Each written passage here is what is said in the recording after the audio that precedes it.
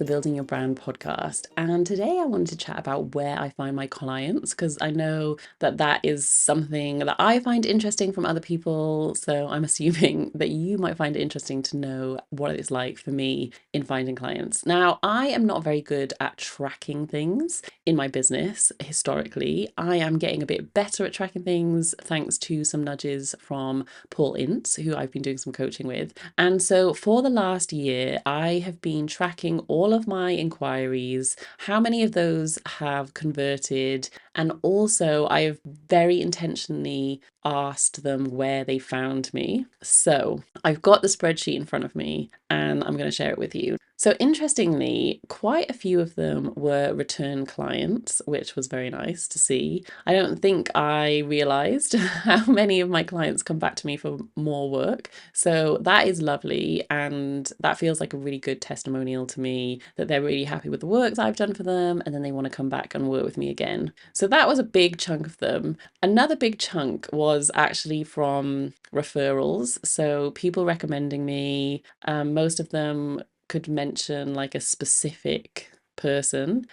Some of them I could sort of guess or work it out. And then I had one client, and this was very exciting to me, who, when I asked what made her decide to work with me or how she found me, she mentioned the podcast. Now, I have had this sort of suspicion that the podcast was helping me to get clients, but because it's usually part of an ecosystem of like other content that people are consuming from me, no one before has ever said, oh, it was because of your podcast. So this was the first time that I'd had a client say that. So that was very exciting. The other aspect of it, so I think the last few of the clients were actually people who had followed me for a while, who I had spoken to on social media usually. So I'd built up some sort of relationship with online before they worked with me. So some of those I had then met in real life. But most of them had just been from like chatting in the DMs,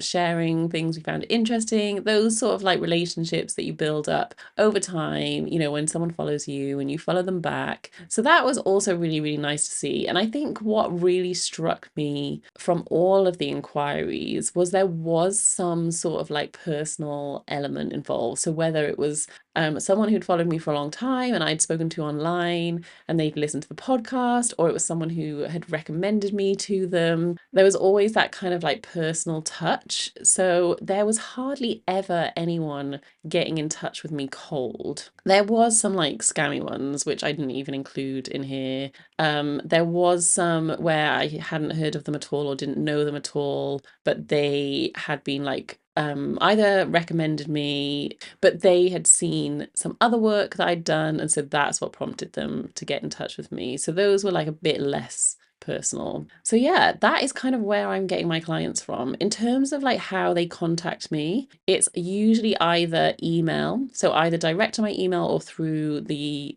intake form on my website. Occasionally WhatsApp. I don't know if this was a stupid thing to do, but I did put my number on my contact page on my website, and I do get quite a few of client inquiries through WhatsApp, which is interesting to me. And also, I don't know, I think some people find that less intimidating. I do find it harder to keep track of inquiries on WhatsApp, so that is something that I need to be careful about.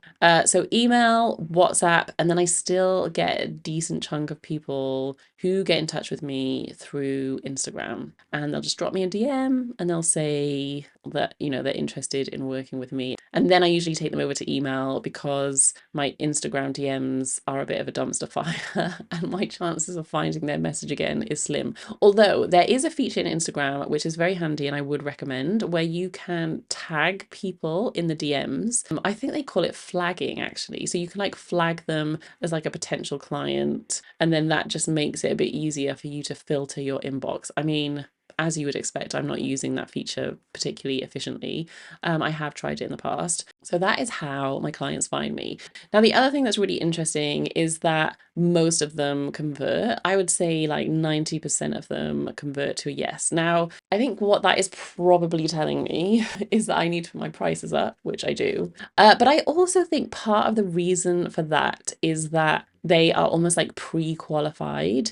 So I have my prices or guidelines to my prices on my website. So I would say I get fewer inquiries than other designers, but they tend to be very aligned, very sort of good clients for me. And most of them do then like convert into clients after the inquiries. And I think part of that is because of the transparent pricing on my website, but I think part of that is because, as I said, like most of them are coming to me via a referral, a long-term, sort of relationship with me online, or having consumed a lot of my content and feeling like they really know me through that. So I think that is why they convert so highly. I am going to put my prices up. That is definitely something that I am planning to do this year. I am booked up with work now until September, and so when I book a new client for September, the prices will be higher. So that is what I'm working towards. But yeah, so I hope you found that interesting. It's like a little peek behind the scenes